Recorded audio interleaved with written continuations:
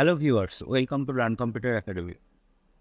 গত ভিডিও পর্যন্ত আমরা একটা ইনপুট ফিল্ডের মাধ্যমে কিভাবে টেক্সট লিখে সেটাকে ব্রাউজারে অ্যাড করতে হয় সেই বিষয়টা শিখেছিলাম।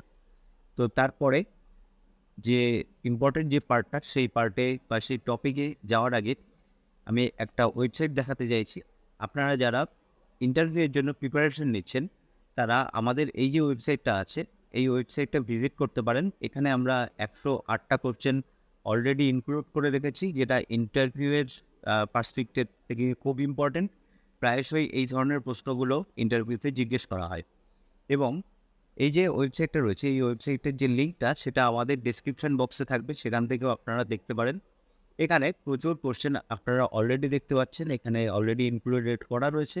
এছাড়াও আপনারা ক্যাটাগরি ওয়াইজ এটাকে আপনারা ফিল্টার আউটও করতে পারেন এবং যে কোশ্চেনটা আপনার পড়া হয়ে যাবে সেই কোশ্চেনটা দেখবেন অটোমেটিক্যালি এখানে টিক মার্ক হিসাবে এখানে চিহ্নিত করা হবে, যেটার মাধ্যমে আপনি বুঝতে পারবেন যে আপনার কোন কোশ্চেনগুলো অলরেডি আপনার পড়া হয়ে গেছে এবং সেটা কিন্তু আপনার ওয়েবসাইটে পারসিস্টও করবে। অর্থাৎ আপনি যদি ব্রাউজার রিফ্রেশও করেন সেক্ষেত্রে কিন্তু আপনার এই যে স্কোর যেটা সেটা কিন্তু এখানেই স্টে করবে।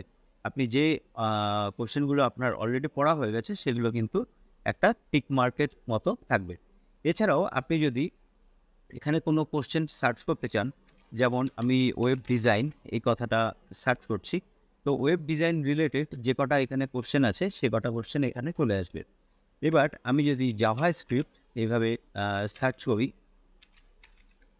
তাহলে জাভাস্ক্রিপ্ট রিলেটেড যে কোশ্চেনগুলো আছে সেই কোশ্চেনগুলো কিন্তু এখানে রিফ্লেক্ট করবে। আর আমি যদি এখানে রিসেট করে দিই তাহলে আমাদের পুরো ব্রাউজারটা কিন্তু এখান থেকে রিসেট হয়ে যাবে। মানে হলো আপনি যে স্কোরটা করেছিলেন, অর্থাৎ যে কোশ্চেনগুলো আপনার অলরেডি পড়া হয়ে যাচ্ছিলো, যেগুলো টিক মার্ক হয়েছিল সেগুলো কিন্তু পুরো রিসেট হয়ে যাবে। আপনার আবার প্রথম থেকে যে আপনার পড়াশোনা সেটা শুরু করতে হবে। এছাড়াও আরও একটা ইম্পর্টেন্ট এখানে জিনিস আমরা অ্যাড করেছি, সেটা হলো আপনি যদি মনে করেন যে আপনার কোনো আপনি অলরেডি কিছু ইন্টারভিউ অ্যাটেন্ড করেছেন, তো সেখানে কিছু কোশ্চেন আপনাকে জিজ্ঞেস করা হয়েছিল, কিন্তু সেই ধরনের কোশ্চেন এখানে ইনক্লুড করা নেই। তো সেজন্য আপনি এখান থেকে কিন্তু আমাদের কোশ্চেন এখানে ইনক্লুড করতে পারেন এই ফর্ম ফিল আপের মাধ্যমে। ওকে? তো সেই ফর্ম ফিল আপটা যে আপনি ইমেল অ্যাড্রেস বা আদার্স যে কোশ্চেন রিলেটেড জিনিসপত্র আপনি এখানে এন্টার করবেন সেটা কিন্তু পাবলিকলি ডিসক্লোজ করা হবে না। আপনার কোশ্চেনটা দেখবেন যে এখানে অলরেডি অ্যাড হয়ে গেছে। যদি আমাদের মনে হয় সেই কোশ্চেনটা অ্যাকচুয়ালি ভ্যালুয়েবল, বাকিদের হেল্প করতে পারে, তো সেই ধরনের কোশ্চেনই কিন্তু এখানে অ্যাড করা হবে। আর যখন কোশ্চেনটা অ্যাড করছেন তখন আপনি কোন রিলেটেড কোশ্চেন সেটা এখানে যে অপশানগুলো আছে সেইগুলোর মধ্যে মেনশন করে দিতে পারেন। তো আমাদের এই যে ওয়েবসাইটটা, এই ওয়েবসাইটটা দেখার জন্য আমাদের ডেসক্রিপশন বক্সটা চেক করবেন, সেখানে কিন্তু আমাদের লিঙ্কটা দেওয়া থাকবে। আর আপনাদের কেমন প্রোগ্রেস হচ্ছে সেটাও আমাদের কমেন্ট সেকশনে জানাতে পারেন। আর এখানে যদি নতুন কোনো কোশ্চেন ইমপ্লিমেন্ট করতে হয় তাহলে অবশ্যই এই অ্যাড কোশ্চেন বাটন ক্লিক করতে পারবেন। তো আমাদের চলুন ব্যাক টু আমাদের যে টপিক যেটা ছিল সেটা নিয়ে আমরা রিসার্চ করি। তো আজকের যে বিষয়টা সেটা আমরা গতদিন পর্যন্ত আমরা এখানে করেছিলাম কি, যে কোনো একটা টেক্সট যদি আমরা লিখতাম তাহলে সেই টেক্সটটা কিন্তু এখানেই ইনক্লুড হয়ে যেত। আমি যদি এখন এখানে লিখি যে হ্যালো, লেখার পরে অ্যাড টাস্ক বাটনে ক্লিক করি তাহলে এখানে হ্যালোটা অ্যাড হয়ে যায়। তো আমি অলরেডি কী করেছি, সামান্য একটু সিএসএস এর মাধ্যমে জিনিসটাকে একটু বেটার লুকিং করেছি। তো গতকাল পর্যন্ত আমাদের কিন্তু এই জিনিসটা অতটা ইন্টারেস্টিং লাগছিল না। তো এবার আমাদের পরবর্তী যে কাজটা সেটাকেই হলো এটাকেই একটু মডিফাই করা। মডিফাই করা কীভাবে? এখানে খেয়াল করে দেখুন, আমরা যে ইনার এইচটিএমএলটা এখানে লিখছি সেটা কিন্তু একটা এলআই এখানে ইনার এইচটিএমএল হিসাবে পুশ করছি। তো এই কাজটা আমাদের করাটা ঠিক হবে না। ওকে? কারণ ইনপুট ফিল্ড কিন্তু অলওয়েজ সেনসিটিভ। তো সেইজন্য আমরা কী করব? আমরা এরকম ডাইরেক্ট ইনপুট ফিল্ড মানে ইনপুট ফিল্ডের ডেটা কোনো এলআই এর মধ্যে স্ট্রিং আকারে পাস না করে আমরা কী করব? এখানে একটা এলআই ক্রিয়েট করব। ঠিক আছে? এলআই ক্রিয়েট করব কী করে? আমি এখানে লিখছি const LI equals to document dot create element. আমাদের কিন্তু এই বিষয়টা অলরেডি শেখা হয়ে গেছে যে কীভাবে নতুন একটা এলিমেন্ট ক্রিয়েট করতে হয়। তো আমরা একটা এলআই ক্রিয়েট করলাম। এই এলআই এর আমরা ক্লাস নেম দিতে পারি। Class name equals to item. Task item এরকম নাম রাখতে পারি। এলআই এর প্রত্যেকটা এলআই একটা আইডি এখানে হোল্ড করবে, তো সেই আইডিটাও আমরা এখানে প্লেস করতে পারি। তো আইডি দেওয়ার জন্য প্রত্যেকবার যাতে ইউনিক আইডি ক্রিয়েট হয় সেই জন্য আমরা জাভাস্ক্রিপ্টেরই একটা এখানে ফাংশন ইউজ করছি, ক্রিপ্টো ডট র্যান্ডম ইউআইডি। ওকে, তো এটা কি করবে, আমাদের প্রত্যেকবার কিন্তু র্যান্ডম আইডি জেনারেট করে দেবে। তো আমি এখানে কনসোলে দেখাচ্ছি যে এটা কি জেনারেট করে অ্যাকচুয়ালি। আপনি যদি এইভাবে লেখেন ক্রিপ্টো ডট র্যান্ডম ইউআইডি, তাহলে খেয়াল করে দেখবেন প্রত্যেকবার কিন্তু নতুন নতুন একটা আইডি জেনারেট হচ্ছে। তো আমাদের প্রত্যেকটা এলআইতে কিন্তু এই আইডিগুলো অ্যাটাচ হয়ে যাবে। এবং সর্বশেষে LI dot text content equals two আমাদের যে ইনপুট যে ভ্যালুটা আছে সেটাকে আমরা এখানে পাস করে দিলাম। তো আমাদের একটা এলআই এখানে রেডি হয়ে গেল। এখানে হলো এলআই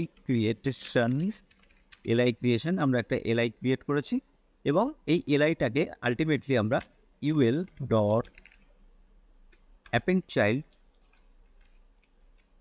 এই যে মেথডটা আছে এর মাধ্যমে আমরা ব্রাউজারের সঙ্গে অ্যাটাচ করিয়ে দেবো। এবার চলুন দেখি আমরা এখানে সব ঠিকঠাক কাজ করছে কিনা। হ্যালো,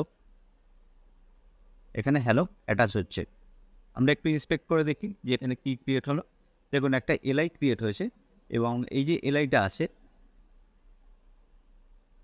আচ্ছা এখানে যে এলআইটা আছে সেই এলআই এর একটা আইডিও এখানে কিন্তু রয়েছে, আর ক্লাস রয়েছে টাস্ক আইটেম, আর সঙ্গে টেক্সট কন্টেন্ট হ্যালো এখানে অ্যাড হয়ে গেছে। এবার আমি এখানে লিখলাম যে হ্যালো ওয়ার্ল্ড, এটাকে যদি আমি অ্যাড করি তাহলে আরেকটা টাস্ক আইটেম অ্যাড হচ্ছে এবং ডাইনামিক্যালি আমার কিন্তু আইডিও সেট হচ্ছে। তাহলে দেখছেন যে কত সহজে কিন্তু আমরা একটা এলআই ক্রিয়েট করে ফেলতে পারছি। সেই এলআইটার class name, ID, text content যাবতীয় সমস্ত যে অ্যাট্রিবিউটগুলো সেগুলো এখান থেকে সেট করতে পারছি। যেহেতু আমি জাভাস্ক্রিপ্ট দিয়ে এগুলোকে অ্যাড করছি সেক্ষেত্রে আমরা কিন্তু এগুলোকে বলবো প্রপার্টিস বা শর্টে প্রপস এইভাবে বলতে পারি। আচ্ছা, এবার আমি চাইছি যে একটা ডিলিট বাটনও ক্রিয়েট করতে এখানে। তো ডিলিট বাটন, একটা DELETE, একটা DELETE ডিলিট বাটন একটা ক্রিয়েট করবে। তো ডিলিট বাটন ক্রিয়েট করতে গেলে আমাদের কী করতে হবে, এই একই পদ্ধতি অ্যাপ্লাই করতে হবে। Button equals to document dot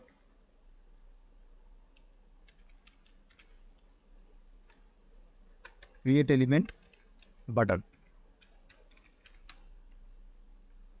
আর এই বাটনের একটা আচ্ছা এই বাটনের নাম রাখি আমরা ডিলিট বাটন এরকম নাম রাখি। আর এই ডিলিট বাটনের dot class name equals to delete item এরকম নাম রাখতে পারি। এবং এর সাথে আমরা ডিলিট বাটনের ভিতরে টেক্সটের প্রয়োজন হবে। তো ডিলিট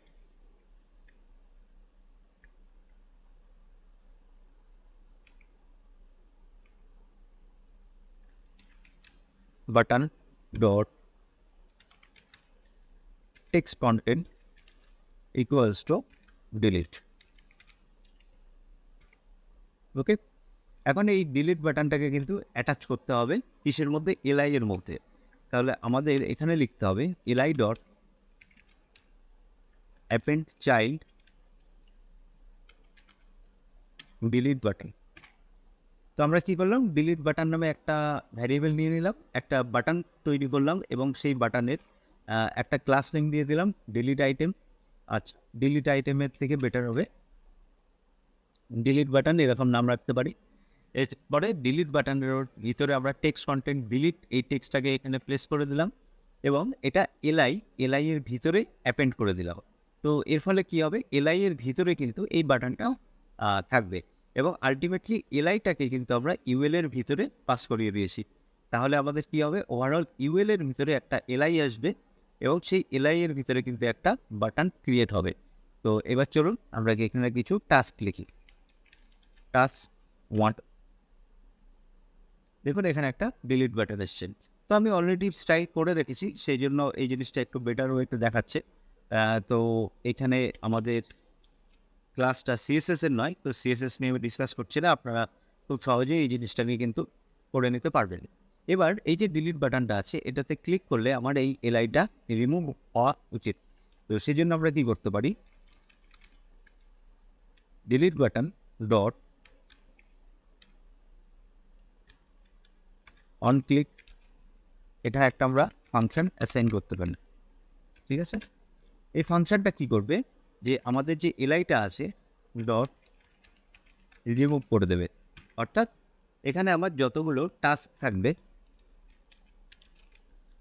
টাস্ক 1, টাস্ক 2, তো আমি যে ডিলিট বাটনের উপর ক্লিক করব সেই ডিলিট বাটনটা সেই এলআইটাকে কিন্তু রিমুভ করে দেবে। খেয়াল করছেন কত ইজিলি এই কাজটা হতে পারছে। আর এটা কেন হতে পারলো, যে বাটনে ক্লিক করলাম সেই এলআইটাই কেন ডিলিট হলো, এটার কিন্তু সিম্পল এক্সপ্লেনেশন হলো ক্লোজার। ঠিক আছে, এক্সপ্লেনেশন যেটা আমি এখন দিলাম সেটা যদি ভিজুয়ালি দেখতে হয় আমাদের পরবর্তী ভিডিওটা অবশ্যই খেয়াল করতে হবে যে ক্লোজার বিষয়টা কি, তবে গিয়ে কিন্তু আপনি বুঝতে পারবেন আপনি এখানে যে টাস্কটা লিখছেন সেই টাস্কটা, এই যে বাটনগুলো, এই বাটনগুলো কিন্তু ডাইনামিক্যালি জেনারেট হচ্ছে, তাই না? বাটনগুলো তো অস্তিত্ব নেই HTML এ। তো HTML এ যখন অস্তিত্ব নেই, তো মানে সোর্স অফ ট্রুথ যেটা, সেটা কিন্তু HTML এ নেই। এটা কিন্তু অন দ্য ফ্লাই কিন্তু বারবার তৈরি হচ্ছে। তো এখন ব্রাউজার কীভাবে বুঝতে পারছে যে আমি কোন বাটনে ক্লিক করছি, আর সেই বাটনে ক্লিক করলে সেই এলআইটাকে ডিলিট করতে হবে, এটা কিভাবে ব্রাউজার বুঝতে পারছে? তো সেই বিষয়টা বুঝতে হলে আমাদের পরবর্তী ভিডিওটা খুব মনোযোগ সহকারে দেখতে হবে। আর এখানে যে কনসেপ্টটা আমি ডিসকাস করলাম, এটাকে আপনারা নিজেরা প্র্যাকটিস করবেন, তাহলে খুব সহজেই বুঝতে পারবেন যে একটা এলিমেন্ট কী করে তৈরি করতে হয় এবং সেই এলিমেন্টটা আরেকটা এলিমেন্টের মধ্যে কীভাবে অ্যাপেন্ড করাতে হয় বা যুক্ত করাতে হয়। তো আজকের ভিডিও এতটুকু রাখছি, পরবর্তী ভিডিওতে আমরা এই ডিলিট বাটন সহ আরও বেশ কিছু নতুন জিনিস নিয়ে ডিসকাস করবো। এই ভিডিওটা ধৈর্য সহকারে দেখার জন্য অসংখ্য ধন্যবাদ। আমাদের চ্যানেলটা যদি লাইক, শেয়ার, সাবস্ক্রাইব না করে থাকেন কাইন্ডলি করবেন এবং বন্ধুদের সঙ্গে শেয়ার করবেন। আর আপনাদের ইন্টারভিউ কেমন এগোচ্ছে, আমাদের এই যে অ্যাপটা আছে, এই অ্যাপটা কোনো প্রকার হেল্প করতে পারছে কিনা আমাদের কমেন্ট সেকশানে জানাবেন। আর যদি নতুন কোনো ফিচার অ্যাড করতে হয় তাহলে সেটাও মেনশন করবেন, আমরা তাহলে চেষ্টা করব সেটা এখানে অ্যাড করে দেওয়ার। তো আজকের ভিডিও এতটুকু, আমাদের পরবর্তী ভিডিওতে আবার দেখা হচ্ছে। ধন্যবাদ।